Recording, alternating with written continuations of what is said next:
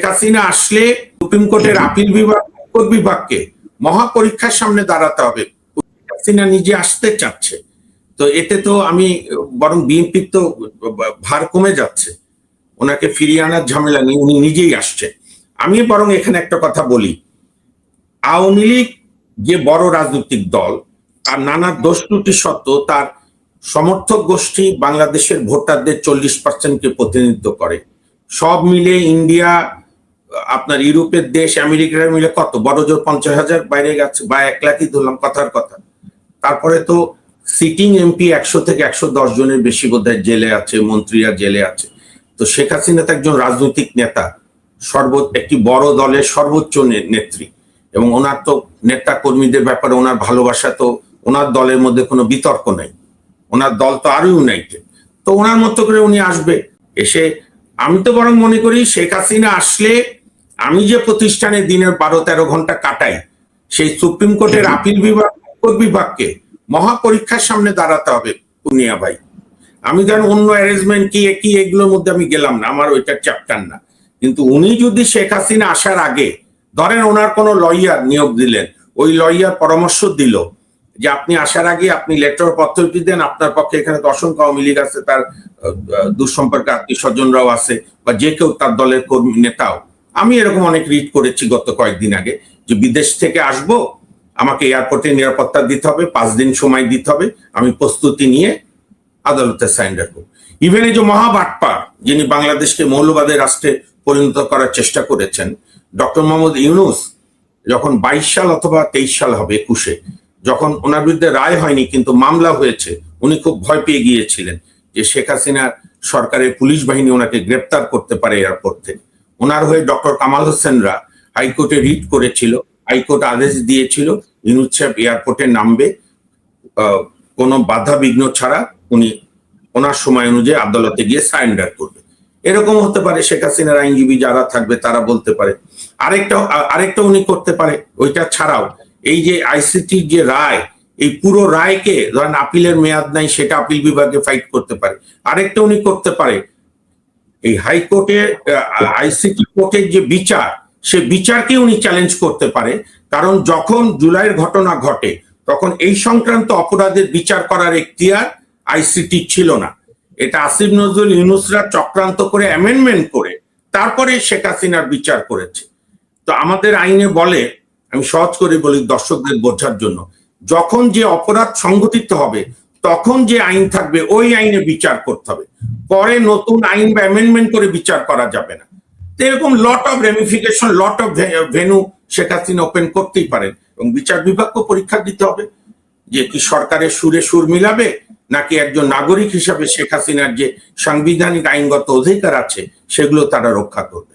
সুতরাং এই গোটা বিষয়টাই এখন বাংলাদেশের যতদিন শেখ হাসিনা না ফিরছে, শেখ হাসিনাকে ঘিরেই সব হবে। শেখ হাসিনা এখন রাজনীতির প্রধান বিষয়বস্তুতে আবারও পরিণত হয়েছে, বিএনপি চাক আর না চাক। শেখ হাসিনা যে আসার কথা বলছেন এবং আওয়ামী লীগ নেতারাও আসার কথা বলছেন, আপনি কি ওপারে কোনো প্রস্তুতিমূলক কিছু দেখছেন, যে কোনো ধরনের কোনো প্রস্তুতি চলছে, সেরকম কিছু কি দেখতে পাচ্ছেন?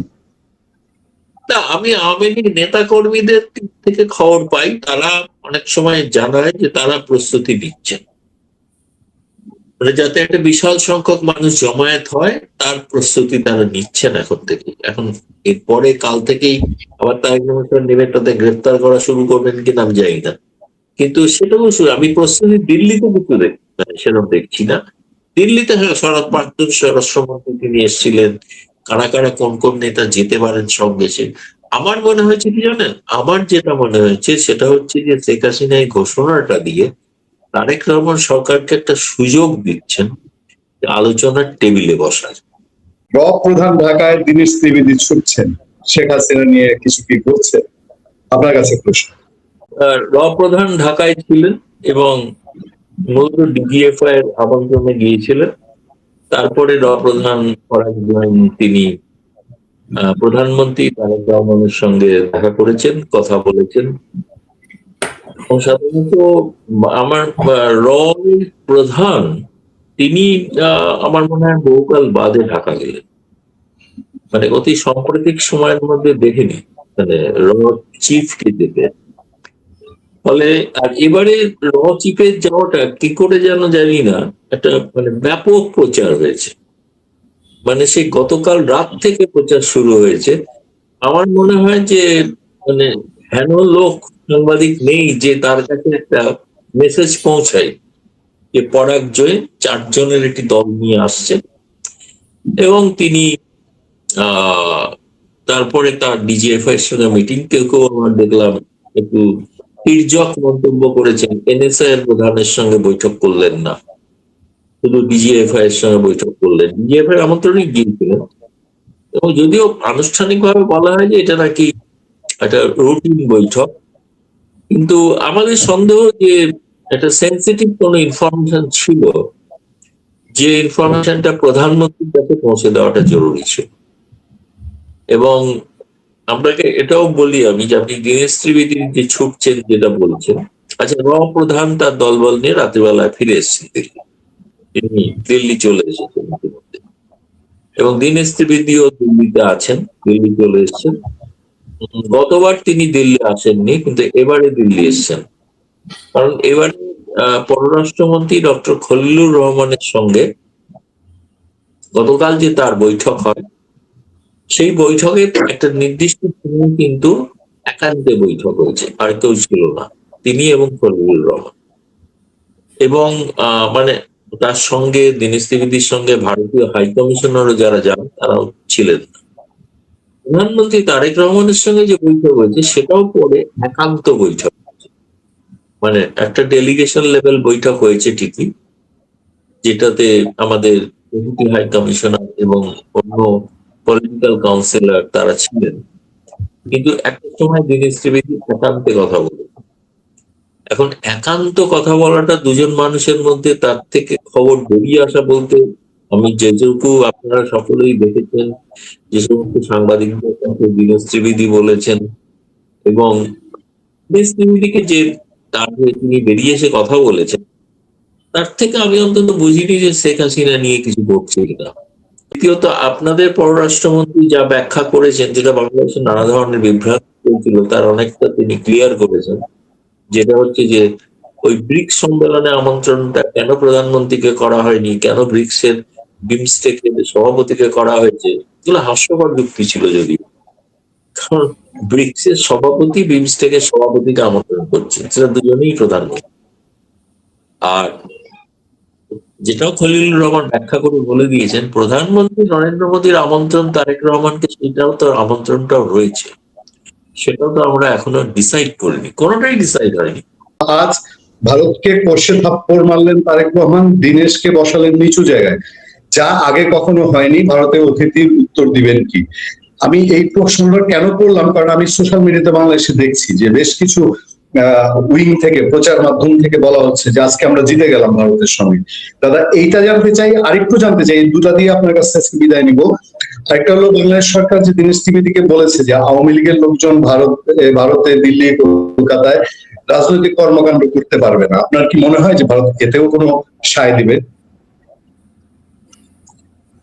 প্রথম কথা হচ্ছে যে প্রথম যে প্রশ্নটা করলেন, আমি জানি না, মানে বলতে পারবো না যে, বরঞ্চ যে ধরনের আমি যে ভিডিওটা প্রধানমন্ত্রীর প্রেস উইং থেকে জারি করা হয়েছে, তাতে দুজনের মধ্যে একটা অসম্ভব সৌহার্দ্যপূর্ণ সম্পর্ক দেখলাম। এবং দীনেশ ত্রিবেদী তার জন্য একটা বিশেষ উপহার নিয়ে গিয়েছিলেন, সেই উপহারটা তিনি দিলেন সম্ভবত একটা কোনো খুব দামি উচ্চমানের কোয়ালিটির শাল বলে মনে হয়।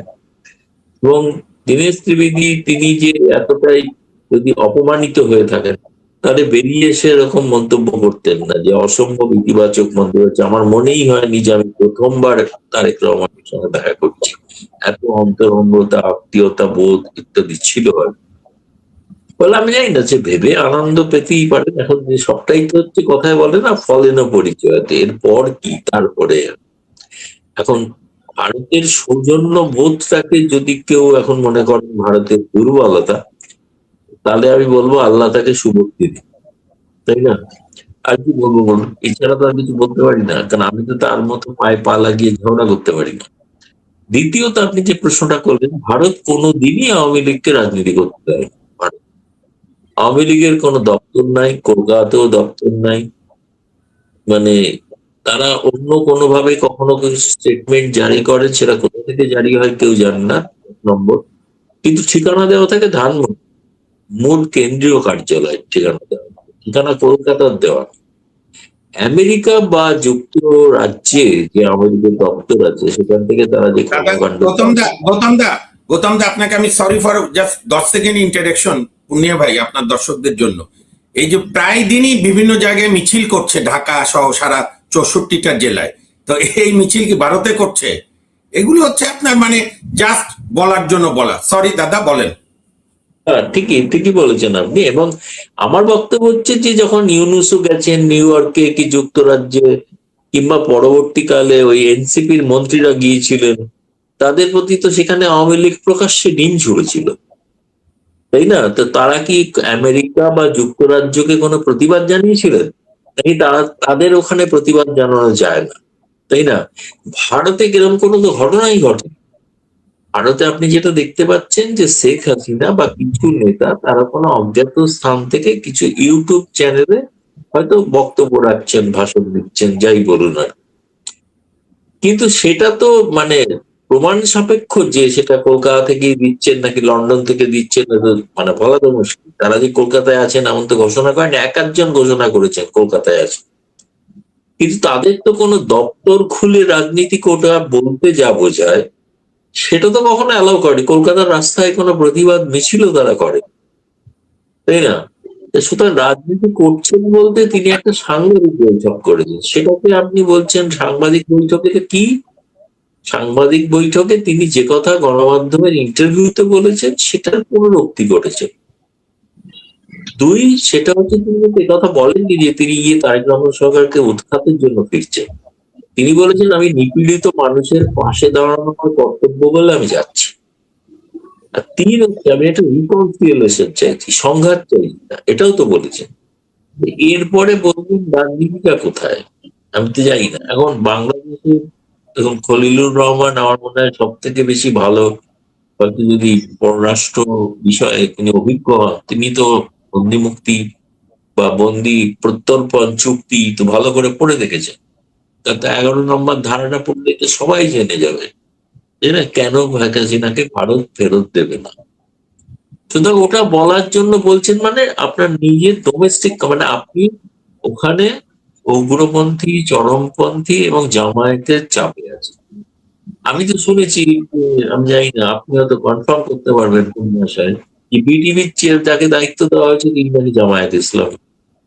শিল্প বা চলচ্চিত্র শিল্প সংগঠনের যাকে নাকি দায়িত্ব দেওয়া হয়েছে সেও নাকি জামায়াতের শিবিরের লোক। তো শিবিরের লোককে তারেক রহমান সরকার অ্যাপয়েন্টমেন্ট দিচ্ছে, তার মানে কতটা চাপে আছেন ভাবুন। ফলে তাদের তো এই কথাগুলো বলতেই হবে। তাদের ধারণা হচ্ছে যদি চাপে না থাকি তাহলে এরা আবার রাস্তায় নেমে আমাদের উৎখাত করে দেয়। কিন্তু সেটা পারবে কি পারবে না সেটা তো পরের কথা। কিন্তু সেখানে কিন্তু তাদের রক্ষা কবচ হবে আওয়ামী লীগ, প্রয়োজনে রক্ষা কবচ হবে ভারতের যে কারণে গিয়েছিল। সুতরাং আমার মনে হয়েছে যেটা আপনি দেখছেন সেটা সঠিক চিত্র নয় বাংলাদেশের। বাংলাদেশের নিশ্চয়ই অভ্যন্তরে আমার মতে কিছু কিছু ঘটনা আগামী দিনে ঘটতে পারে, সেটা সম্পর্কে সতর্ক করতেই কিন্তু অনেকে বলছেন যে আচ্ছা শেখ হাসিনার সেফ প্রত্যাবর্তন তার জন্য তারা ব্যবস্থা করতে গেছে। কারণ যেহেতু তারা আবার যারা গেছেন সেই টিমটা আবার প্রধানমন্ত্রীদের নিরাপত্তা দেখে, SPG, special protection group. Special protection group ভারতে একমাত্র প্রধানমন্ত্রীর জন্য নিরাপদ। তাহলে তারা যখন যাচ্ছেন হয় তারেক রহমানকে তারা সেই আশ্বাস দিচ্ছেন যে আপনাকে প্রধানমন্ত্রী সুলভ নিরাপত্তা ব্যবস্থা থাকবে, যেটা ভারতে এটা একমাত্র পান নরেন্দ্র মোদী। তার জন্য একটা স্পেশাল, মানে আগে আমাদের নিয়ম ছিল যে সাবেক প্রধানমন্ত্রীরাও পেতেন এদের নিরাপত্তা। সেইটা মোদী সরকার আসার পর সেই আইনটাকে পরিবর্তন করে এখন করা হয়েছে কেবলমাত্র সিটিং প্রাইম মিনিস্টারের জন্য। বাকি যারা সাবেক যারা প্রধানমন্ত্রী বা তার পরিবারের লোক যারা, তারা আর এই নিরাপত্তাটা পাবেন না। তাদের জন্য বিশেষ একটা কমান্ডো বাহিনী তৈরি করা আছে, তারা সিআরপিএফ, এসপিজি মতো নয়, এসপিজিটা খুবই উন্নত, দক্ষ আধুনিক শিক্ষায় শিক্ষিত, আধুনিক রকম টেকনিকে শিক্ষিত একটা দল আছে, সশস্ত্র দল। তো তাদের জন্য ওখানে যাওয়াটা, সেই জন্য আমারও প্রথমে একটু খটকা লেগেছিল যে এসপিজি, কারণ এই পড়ার জন্য আবার এসপিজিও দেখেন। তো এবং তার সঙ্গে আরেকজনও গিয়েছেন, সেকেন্ড ম্যান যিনি, তিনি এসপিজি, দ্বিতীয় জন এসপিজি, তৃতীয় জন একজন বাঙালি শৈবাল, তিনি রয়ের অফিসার, তিনি বাংলাদেশ ডেস্কের দায়িত্বে আছেন, বাংলাদেশ ডেস্ক দেখেন না।